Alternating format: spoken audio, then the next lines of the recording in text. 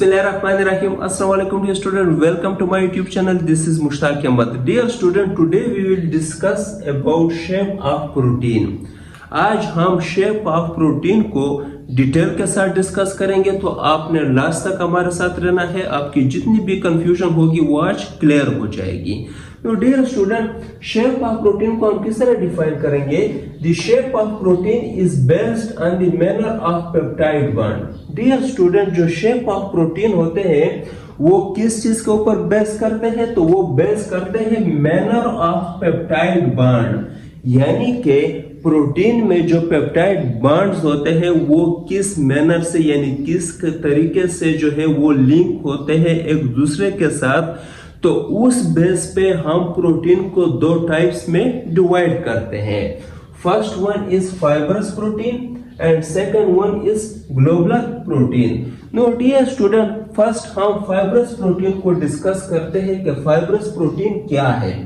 The amino acid are attached in a straight chain and the protein form is linear, fibrous or sheet-like. Dear student, जो amino acid होते हैं protein में वो attach होते हैं एक दूसरे के साथ स्ट्रेट चेन में, क्लियर? स्ट्रेट चेन में। और वो जो प्रोटीन बनाते हैं तो वो प्रोटीन जो है वो या लिनियर होगा यानी कि स्ट्रेट होगा, या फिर फाइब्रस यानी कि धागे की शक्ल में होगा, clear? And R sheet like, या फिर वो शीट की शक्ल में होगा, clear?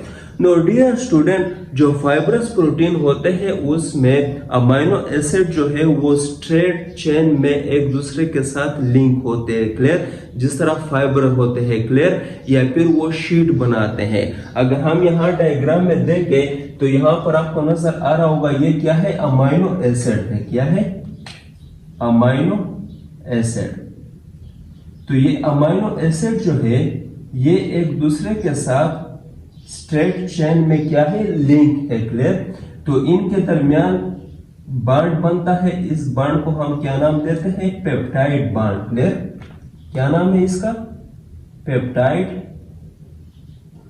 Bond. Now dear student, अब यहां पर हम डिफिनेशन को अगर देखें तो amino acid are attach in a straight chain. Amino acid जो है वो स्ट्रेट चेन में क्या है? अटैच है एक दूसरे के साथ थ्रू पेप्टाइड बॉन्ड। ये क्या है इनके दरमियान? पेप्टाइड बॉन्ड है, क्लियर? नो डियर स्टूडेंट, अब यहां पर हमने एक और वर्ड भी ऐड किया है, शीट लाइक। तो ये स्ट्रेट चेन में भी होते हैं और ये शीट के शेप में भी होते हैं, क्लियर? तो यहां पर आपको नजर आ रहा होगा ये क्या है? एक शीट है, क्लियर? ये एक चेन है polypeptide chain of amino acid और ये दूसरा पॉलीपेप्टाइड चेन है, क्लियर? तो ये एक दूसरे के साथ इसी तरह यहाँ पर हाइड्रोजन बॉन्ड होता है इनके दरमियान, और हाइड्रोजन बॉन्ड के जरिए ये एक दूसरे के साथ क्या होते हैं? अटैच होते हैं, clear? Now dear student, fibrous protein simple क्या है कि इसमें अमाइनो एसिड जो है वो स्ट्रेट चेन में एक दूसरे के साथ लिंक होते हैं या फिर वो शीट की शक्ल में होते हैं, क्लियर? तो ऐसे चेन को हम क्या नाम देंगे? Fibrous protein, clear? Now dear student, next क्या है? 1D और 2D स्ट्रक्चर। डियर स्टूडेंट, ये आपने मस्ट एमसीक्यूज के लिए याद रखना है कि जो फाइब्रस प्रोटीन है ये आपको 1D या फिर 2D स्ट्रक्चर में मिलेंगे, क्लियर? ये आपने मस्ट एमसीक्यूज के लिए याद रखना है। और यहाँ पर एक और भी बात ये आपने याद रखनी है कि 2013 में जो है वो इससे ईटा में एमसीक्यूज आया था, क्लियर? फाइब्रस प्रोटीन से, क्लियर? तो ये बात भी आपने मस्ट याद रखनी है। तो इसलिए इसको कंसेप्ट के साथ आपने समझना है कि फाइब्रस प्रोटीन क्या है। तो ये आपको 1D और 2D स्ट्रक्चर देगा, क्लियर? इसके अलावा क्या है? इनसॉल्युबल इन वाटर है, क्लियर? तो ये भी आपने मस्ट एमसीक्यूज के लिए याद रखना है। और ये क्या है? स्टेबल मॉलिक्यूल है। अब स्टेबल मॉलिक्यूल क्यों है? क्योंकि ये इनसॉल्युबल इन वाटर है, तो इसलिए ये क्या है? स्टेबल मॉलिक्यूल है, यानी इसके ऊपर कोई पॉजिटिव नेगेटिव इस तरह चार्जेस के पुल्स नहीं होते ताकि ये दूसरे के साथ रिएक्शन कर सके, क्लियर? तो इसलिए ये क्या है? स्टेबल मॉलिक्यूल है। इसके एग्जांपल क्या है? Keratin. Keratin present in hair, nails, skin. Next myosin present in muscle cell, clear? Next collagen present in bones, ligaments and tendons. तो ये भी मस्ट आपने एमसीक्यूज के लिए याद रखने हैं, क्योंकि एमसीक्यूज में आपसे पूछ सकते हैं कि फाइब्रस प्रोटीन के एग्जांपल कौन कौन से हैं और ये कहां पर प्रेजेंट होते हैं। तो ये भी आपने मस्ट एमसीक्यूज के लिए याद रखना है। तो डियर स्टूडेंट, अब हम ग्लोबल प्रोटीन की बात करते हैं। तो इसके नाम से शो होता है ग्लोब लाइक स्ट्रक्चर। क्लियर? इसको हम किस तरह डिफाइन करेंगे? The amino acid are attached in a globe or spherical manner. Dear student, इसमें जो अमाइनो एसिड होते हैं वो या तो ग्लोब के शेप में या स्फेरिकल शेप में एक दूसरे के साथ लिंक होते हैं, इसलिए हम इसको क्या कहते हैं? ग्लोबुलर प्रोटीन कहते हैं। डियर स्टूडेंट, यहाँ पर आप डायग्राम में देख सकते हो कि ये एक पॉलीपेप्टाइड चेन है, ये दूसरा पॉलीपेप्टाइड चेन है, ये तीसरा पॉलीपेप्टाइड चेन है और ये 4 नंबर पर पॉलीपेप्टाइड चेन है। क्लियर? तो डियर स्टूडेंट, यहां पर आप देख सकते हो कि ये पॉलीपेप्टाइड चेन जो है, पॉलीपेप्टाइड चेन में आपको अमाइनो एसिड जो है वो ग्लोब की शक्ल में या फिर स्फेरिकल शेप में आपको मिलेंगे। क्लियर?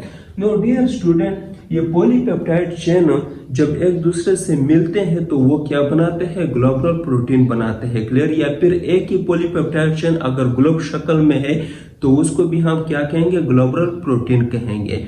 नो डियर स्टूडेंट, ये बात आपने मस्ट याद रखनी है कि यहाँ पर जो ग्लोबुलर प्रोटीन है ये आपको 3D या फिर 4D स्ट्रक्चर देगा। क्लियर? ये आपने मस्ट एमसीक्यूज के लिए याद रखना है कि जो ग्लोबुलर प्रोटीन है ये आपको 3D या फिर 4D स्ट्रक्चर देता है। ये आपने मस्ट एमसीक्यूज के लिए याद रखना है। Clear? Now dear student, next क्या है? Soluble in water. ये वाटर में सॉल्युबल होते हैं और इसके लिए आपने एमसीक्यूज के लिए याद रखना है कि यहाँ पर सरफेस पोल पे एक अमाइनो ग्रुप अटैच होता है। क्लियर? जो अमाइनो ग्रुप होता है उसके ऊपर चार्ज होता है, पॉजिटिव चार्ज, जिसकी वजह से ये क्या होता है? सॉल्युबल इन वाटर होता है। नो डियर स्टूडेंट, ये क्या है? अनस्टेबल मॉलिक्यूल है। अब अनस्टेबल क्यों है? क्योंकि इसके ऊपर पॉजिटिव चार्ज आ गया due to amino group present on a surface pole. यहाँ पर आपको एक अमीनो ग्रुप मिलेगा, तो इसकी वजह से ये क्या होगा? अनस्टेबल मॉलिक्यूल होगा और ये वाटर में सॉल्युबल होगा, यानी वाटर मॉलिक्यूल के साथ ये रिएक्शन करेगा, उसके साथ ये बॉन्ड बनाएगा। तो डियर स्टूडेंट, इसके एग्जांपल क्या है? Haemoglobin present in red blood cell, myoglobin present in muscle cell, albumin present in egg white and other enzymes and antibodies में भी ग्लोबुलर प्रोटीन होता है। नो डियर स्टूडेंट, मुझे उम्मीद है कि आप सबको समझ आ गया होगा और अगर किसी को कोई कंफ्यूजन हो तो वो कमेंट में मुझसे पूछ सकता है। Thank you very much.